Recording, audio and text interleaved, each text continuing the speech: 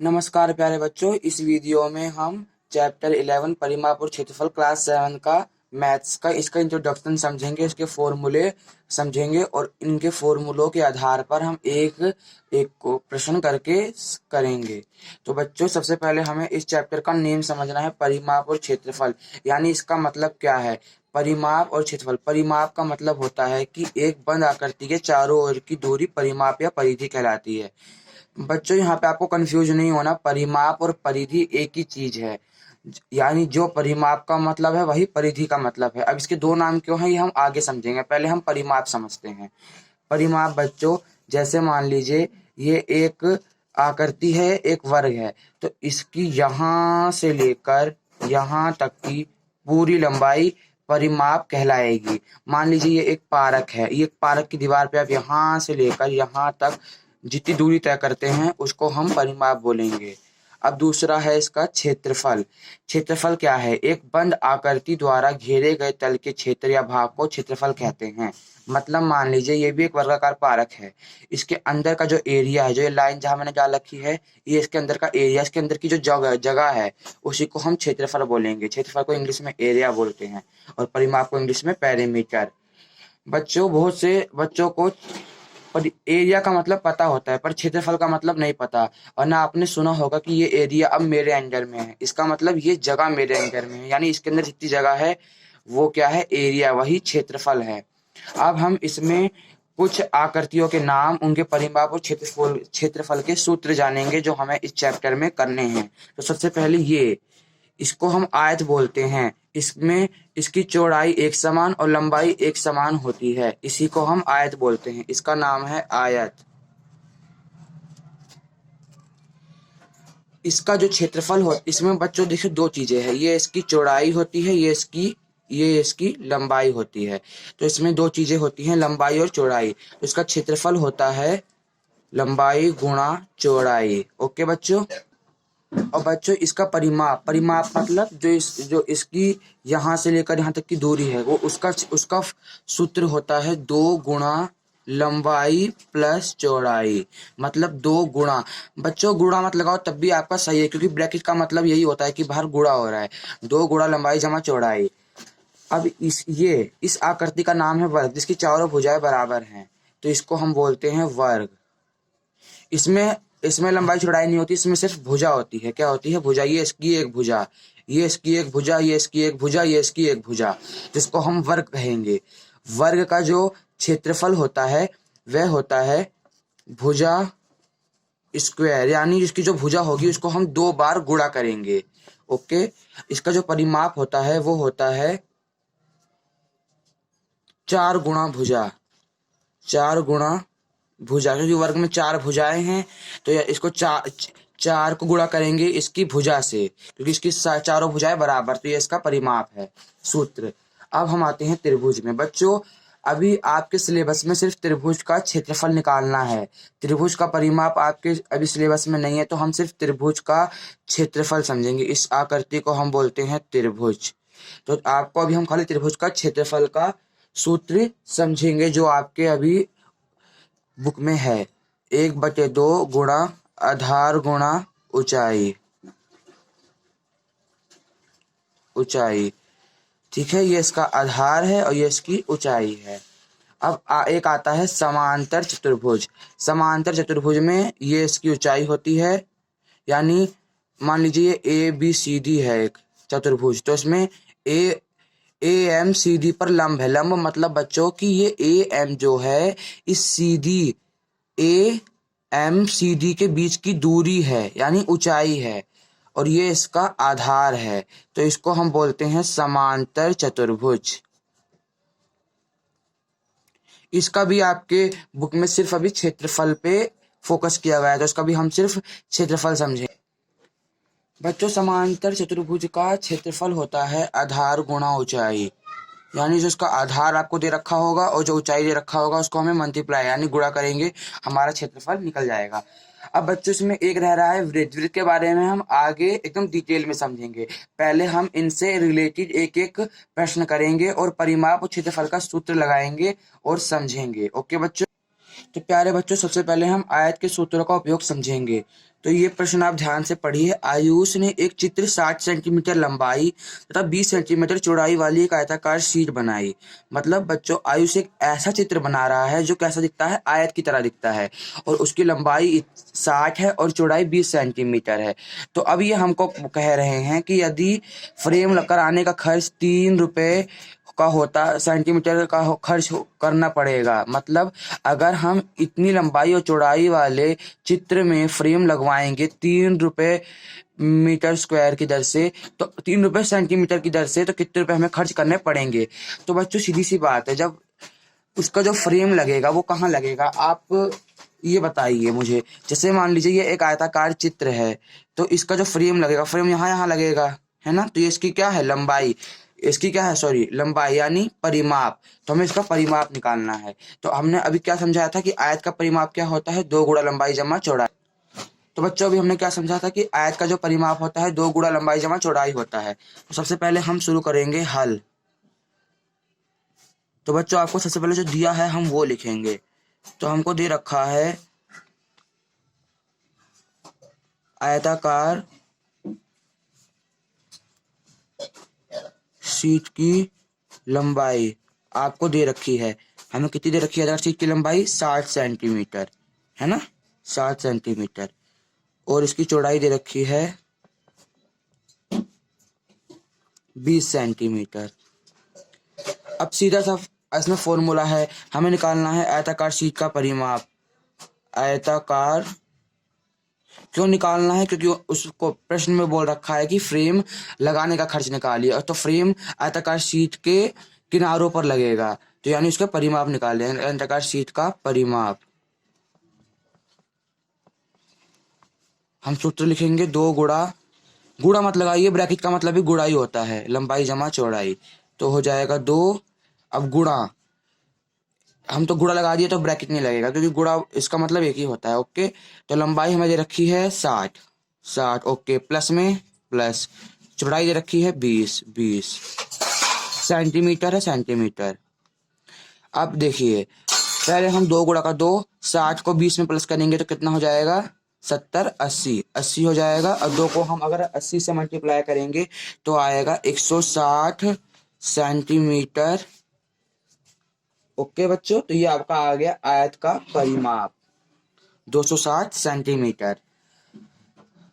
अब ये तो था कि आपको परिमाप आपने परिमाप का सूत्र का उपयोग करके आयत का परिमाप निकाल दिया। अब हम आयत का क्षेत्रफल के सूत्र का प्रयोग करके आयत का क्षेत्रफल निकालेंगे। अब इसमें कहा है एक आयताकार पार की लंबाई दे रखी है, चौड़ाई दे रखी है, और बोल रहे हैं कि इनका क्षेत्रफल ज्ञात कीजिए। सीधा सा ये भी प्रश्न है, एकदम सरल है। हल दिया है,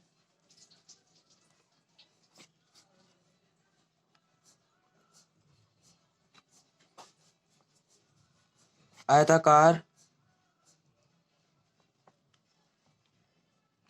पारक की लंबाई। अब बच्चों में आयताकार पारक की लंबाई कितनी दे रखी है, 120 सेंटीमीटर, और चौड़ाई कितनी दे रखी है, 50 सेंटीमीटर। इसका हमें क्या निकालना है, क्षेत्रफल। तो क्षेत्रफल का फॉर्मूला क्या होता है, आयत का लंबाई गुणा चौड़ाई। तो लंबाई 120 मल्टीप्लाई चौड़ाई 50 सेंटीमीटर में ना। हाँ, तो अब बच्चों इसका हम क्षेत्रफल निकालेंगे, इसको अब आप हम मल्टीप्लाई करेंगे। तो बच्चों आपका आंसर इसमें आएगा 6000 सेंटीमीटर स्क्वायर। एक बात याद रखिएगा, जब हम क्षेत्रफल निकालेंगे तो सेंटीमीटर वर्ग स्क्वायर, यानी वर्ग सेंटीमीटर आएगा, और इसमें सिर्फ सेंटीमीटर आएगा परिमाप में। ओके बच्चों, अब हम वर्ग के सूत्रों का उपयोग समझेंगे। अब हम वर्ग के सूत्रों का उपयोग समझेंगे। एक वर्गाकार पार्क की हमें भुजा दे रखी है, उसका क्षेत्रफल और परिमाप निकालना है। ये बहुत आसान प्रश्न है बच्चों। हमने शुरू में ही समझा था कि वर्ग में सिर्फ भुजा होती है और हमको सूत्र लगा के उसका क्षेत्रफल और परिमाप निकालना है। तो हम लिखेंगे, वर्ग की भुजा हमें कितनी दी है, वर्ग की भुजा 4 सेंटीमीटर।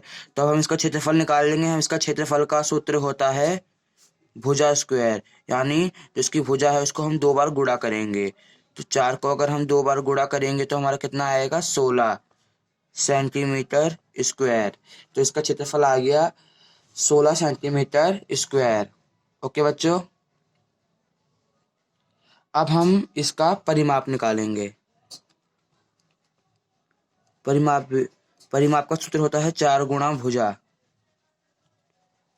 4 को गुणा करेंगे, इसकी भुजा दे रखी है हमको 4, तो हमारा आंसर तब भी 16 ही आएगा, 16 सेंटीमीटर। ओके बच्चों, अब ये है हम त्रिभुज के सूत्र का उपयोग समझेंगे। बच्चों ये मतलब जो त्रिभुज है इसको थोड़ा आपको समझना पड़ेगा। इसमें फिलहाल आपको खाली क्षेत्रफल दे रखा है, पर वो बहुत मतलब टफ रूप में दिया हुआ है। तो अगर ये आप ये समझ गए और एक समांतर चतुर्भुज समझ गए तो फिर इस चैप्टर में कुछ भी नहीं है आपको समझने लायक। तो जैसे कि इसमें लिखा है प्रश्न में, त्रिभुज ए बी सी में ए एक समकोण है। ए समकोण का मतलब कोई 90 का कोण बन रहा है। कहाँ बन रहा है? ये रहा, एक 90 का कोण बन रहा है। एक समकोण है एबीसी त्रिभुज में। ए डी भुजा बीसी पर लंब है। जो ये भुजा है ना बच्चों, अब ए डी बी सी की ऊंचाई है। क्यों? क्योंकि यहां से यहां तक की ऊंचाई ए डी तो है ना। ये आप जो ये पढ़ते हो इसको आप समझने की कोशिश करोगे तभी आपको समझ में आएगा। ओके, यदि ए बी जो यानी इस तरफ की जो ए बी है वो 5 सेंटीमीटर और जो बी सी है वो 13 सेंटीमीटर है, तो ए सी 12 सेंटीमीटर। तो ये बोल रहा है कि ए बी सी का क्षेत्रफल ज्ञात कीजिए और ए डी की लंबाई भी ज्ञात कीजिए। तो बच्चों इसने सबसे पहले क्या कहा? ए बी सी का क्षेत्रफल ज्ञात कीजिए। तो पहले आप सूत्र को याद कीजिए कि त्रिभुज के सूत्र में हमें क्या चाहिए होता है क्षेत्रफल निकालने के लिए? आधार चाहिए, ऊंचाई चाहिए, और 1/2 फॉर्मूले में है ही। तो इसका आधार क्या है? ये रहा। आधार हमेशा नीचे का जो इसका आधार जिस पर नींव रखी गई है वो आधार होता है। आधार है 13 सेंटीमीटर दे रखा है। ओके, अब बच्चों ए बी सी में ये तो इसकी ऊंचाई है ना, तो ये हमें दी नहीं है और ये हमको निकालना भी है ए डी की। तो पहले जो हमें दिया है हम वो निकालेंगे। यानी हम 13 सेंटीमीटर दे रखा है, 12 सेंटीमीटर दे रखा है और 5 सेंटीमीटर दे रखा है। तो हम क्या करेंगे? हमें जब ए डी नहीं दे रखा तो हम 5 सेंटीमीटर को आधार मानेंगे, इसको ऊंचाई। कैसे मानेंगे आप जरा समझने की कोशिश कीजिएगा बच्चों। अब देखिए यहाँ पे, अब हमको ए डी नहीं दे रखा, तो ए डी निकालने के लिए तो हमें इसकी ऊंचाई तो दे रखी है ना। ए बी में ए सी इसकी ऊंचाई है, ए बी इसका आधार है। तो जब हम इसका क्षेत्रफल ये दोनों रख के निकालेंगे तो इसका क्षेत्रफल निकल जाएगा। और जब क्षेत्रफल को हम बराबर रख देंगे, किसके? ए डी के बराबर रख देंगे, तो हमारी ए डी की भी लंबाई निकल जाएगी। अगर आप ये चीज समझ जाते हैं तो ऐसे ही सारे प्रश्नों में ऐसे ही सूत्र लगेंगे, मतलब उसमें आपको ऐसे लंबाई निकालने को दे देगा। तो आपको पहले पूरे का क्षेत्रफल निकालना होगा, जिसकी आपको लंबाई निकालनी है उसको आप आधार मान के चलेंगे। ठीक है, तो अगर हमको इसका एबीसी का क्षेत्रफल निकालना है तो हमें ऊंचाई नहीं दे रखी है, तो जिसकी लंबाई निकालनी है उसको हम जिसकी हमें लंबाई निकालनी है उसके समांतर उसका हम आधार मान के चलेंगे। तो हम लिखेंगे हल त्रिभुज एबीसी में ए पर लंब है, क्योंकि ए लंब है बी त्रिभुज एबीसी में। ओके बच्चों, इसलिए त्रिभुज एबीसी का क्षेत्रफल, हम एबीसी का क्षेत्रफल निकाल रहे हैं। अब आप कहोगे कि इसके क्षेत्रफल के लिए हमें आधार और ऊंचाई चाहिए, तो हमें आधार दे रखा है लेकिन ऊंचाई तो हमें निकालनी है, तो हम क्षेत्रफल कैसे निकालेंगे? तो हम बच्चों क्षेत्रफल ऐसे निकालेंगे कि हमें अभी भले नहीं ऊंचाई दे रखी, लेकिन हमें जब ऊंचाई नहीं दे रखी लेकिन हमें बाकी चीज तो दे रखी है, तो ऊंचाई के समांतर हम इसको आधार मान लेंगे, इसको ऊंचाई मान लेंगे। यानी 1/2 गुणा, इसका फॉर्मूला होता है आधार गुणा ऊंचाई। हम आधार को इंग्लिश में बेस बोलते हैं तो हम बी लिख सकते हैं, और ऊंचाई को एच से प्रदर्शित करते हैं यानी हाइट, और बेस यानी आधार, हाइट यानी ऊंचाई। तो अभी हम फॉर्मूला लगाते हैं, 1/2 गुणा, हमें बेस कितना है हमारा? अब हमारा बेस हो गया 5, ऊंचाई हो गई 12, क्योंकि हमें इसकी ऊंचाई भी निकालनी है, इसलिए हम इसका क्षेत्रफल मान के चलेंगे। तो 2 को हम काट देंगे, 12 से 2 के पहाड़े में 12 आता है 6 पे, 6 इधर आ गया, 5 को 6 से गुणा करेंगे आएगा 30। तो हमारा आ गया 30 सेंटीमीटर स्क्वायर इसका क्षेत्रफल। अब हमें ए डी की लंबाई निकालनी है, तो हम ए डी की लंबाई कैसे निकालेंगे? अब हमको जब ए डी की लंबाई, हमें क्षेत्रफल तो मिल गया बच्चों, तो हम पुनः दोबारा एबीसी का क्षेत्रफल निकालेंगे। ABC का क्षेत्रफल। वो कैसे निकलेगा? वो ऐसे निकलेगा 1/2 गुणा BC गुणा AD। कैसे? BC इसका आधार है, AD हमें दे नहीं रखा, लेकिन AD हमें निकालना है, हम AD रखेंगे। इसका क्षेत्रफल हमने निकाल लिया है, बराबर में रखेंगे 30 बराबर 1/2 गुणा BC हमें दे रखा है 13, AD हमें निकालना है। अब बच्चों आप ध्यान दीजिएगा आराम से, यहाँ पे समझने वाली चीज है। इस तरफ 30 इस तरफ बराबर में है, ओके। इस तरफ यहाँ मल्टीप्लाई हो रहा है। अब 30 इधर आ जाएगा, इनके बटे में AD इधर आ जाएगा, बराबर 2 गुणा, यहाँ भाग हो रहा था, इधर आके मल्टीप्लाई हो जाएगा, 30 बटे में 13 आ जाएगा, 13 सेंटीमीटर। अब ये आराम से सॉल्व हो जाएगा, 2 को इससे करेंगे आएगा 60 और नीचे 13 का 13 सेंटीमीटर। अब हमारी AD की लंबाई आ गई इतनी 60/13 सेंटीमीटर, क्योंकि कटेगा तो है नहीं, इसलिए इसको हम यहीं छोड़ देंगे। तो ये हमारा हो जाएगा आंसर। ठीक है, अब हम समझेंगे लास्ट का वृत्त के बारे में और उसके सूत्रों के बारे में और सूत्रों का उपयोग। वृत्त। अब बच्चों मैंने आपको कहा था कि परिमाप और परिधि एक ही है, बस इसके नाम अलग अलग है। इसके नाम अलग क्यों है मैं अब आपको बताऊंगा। जो ये वृत्त है, जो ये वृत्त की लंबाई होती है यहाँ से लेकर यहाँ तक, इसकी पूरी इसके चारों ओर की दूरी को हम परिमाप तो कह सकते हैं, लेकिन इसको हम परिधि कहते हैं। वृत्ताकार क्षेत्र के चारों ओर की दूरी परिधि कहलाती है, इसलिए परिमाप और परिधि एक ही है, बस इसके नाम अलग अलग है, क्योंकि परिधि का उपयोग हम वृत्त के लिए करते हैं। ये है। अब बच्चों जो वृत्त की परिधि का सूत्र है यानी परिमाप का सूत्र है वो है पाई जी। बच्चों पाई अब आपके आगे तक क्लासों में आएगा। पाई क्या है? पाई एक वैल्यू है, मतलब इस सूत्र में या जिस भी सूत्र में पाई होगा तो पाई का मान 22/7 आप रखेंगे। अगर प्रश्न में लिखा हुआ है कि पाई का मान 3.14 लीजिए तो आप वहां पे पाई की जगह 3.14 रखेंगे, अन्यथा आप 22/7 का ही प्रयोग करेंगे। अगर प्रश्न में कहा है तब कि इसका प्रयोग कीजिए तब आप इसका प्रयोग करेंगे, वरना इसका प्रयोग ही होगा। समझ गए? अब वृत्त का क्षेत्रफल होता है पाई r²। आर क्या होता है, डी क्या होता है, तो अभी हम ये समझते हैं।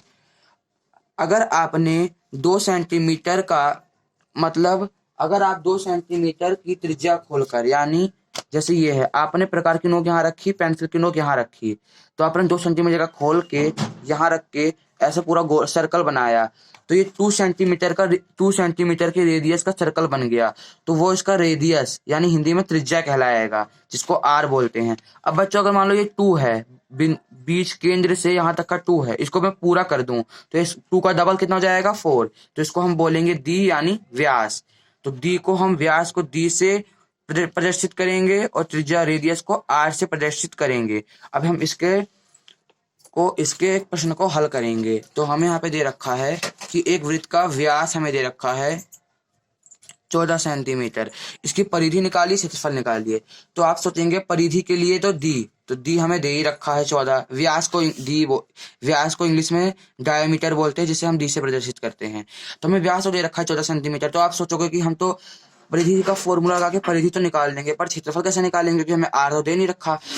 तो जब आर रेडियस का दुगना होता है तो मतलब अगर ये 16 है, अगर ये 4 है तो ये 8 होगा, ये 2 है तो ये 4 होगा। तो वैसे ही अगर ये 4 है तो ये कितना होगा 2, तो ये 14 है तो ये कितना होगा इसका आधा कर देंगे। इसके बटे में हमेशा 2 लगा के इसको इससे भाग दे देंगे, आएगा 7 सेंटीमीटर। जब भी आपको त्रिज्या निकालनी हो तो अगर आपको व्यास दे रखा है तो उसके नीचे आप 2 लगा के त्रिज्या आराम से निकाल सकते हैं। तो हमारी त्रिज्या आ गई 7 सेंटीमीटर। अब हम इसकी परिधि का सूत्र लगाएंगे। इसकी परिधि का सूत्र अभी हमने देखा था पाई डी। अब डी का मान मैंने आपको पहले बताया था क्या पाई का मान होता है 22/7। क्वेश्चन में कहीं लिखा है कि 3.14 लीजिए, नहीं लिखा, तो हम क्या लेंगे 22/7 लेंगे। 22/7 गुणा 7, क्योंकि डी है 14, डी है 14, तो आर हो गया ना ये डी। तो हम 7 को 14 से भाग करेंगे, आएगा 2, कट गया 2 आया 22 को। अब 22 यहाँ पे 2 में मल्टीप्लाई हो रहा है, तो ये मल्टीप्लाई हो जाएगा तो आएगा 14 सेंटीमीटर। तो ये हमारी परिधि आ गई। अब इसका क्षेत्रफल निकालेंगे, क्षेत्रफल भी ऐसे आराम से निकल जाएगा। अब क्षेत्रफल देखिए कैसे निकलेगा। इसका सूत्र होता है पाई r²। पाई की वैल्यू 22/7 रखी, क्योंकि हमें क्वेश्चन में कुछ नहीं दे रखा। आर हमने निकाला था 7। अब r² का मतलब है कि हम 7 को 2 बार गुणा में लिखेंगे। 7 एक बार लिखा, 2 का मतलब है 2 बार। अब 7 से एक बार 7 कट जाएगा तो 1 आएगा, 22 को 1 से गुणा करेंगे 22 आएगा, 22 को 7 से गुणा करेंगे तो हमारा आ जाएगा 7 दूनी 14, 4 हाथ लगे 1, 7 दूनी 14 और 1 15, 154 सेंटीमीटर स्क्वायर।